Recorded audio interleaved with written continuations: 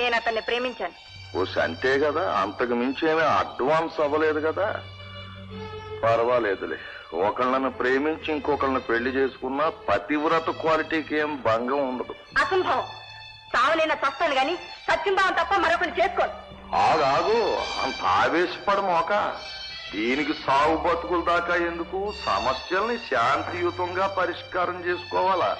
ప్రేమించినోడ్నే పెళ్లి చేసుకోవాలన్న ఫిలాసఫీని ఒప్పుకున్నా ఇందులో చిన్న లిటిగేషన్ ఉంది. ఏమిటది? నేను తీసుకొచ్చిన సంబంధం చేసుకుంటే ఆ నీ ఒక్కదానికే మొగుడు. ఆ కత్తిగాని చేసుకున్నావు అనుకో, ఆ నీకు నాకు కూడా మొగుడైపోతాడు.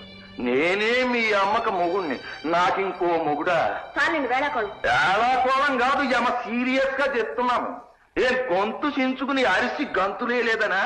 అది మన ఫిలాసఫీ కాదు. మనదంతా శాంతియుత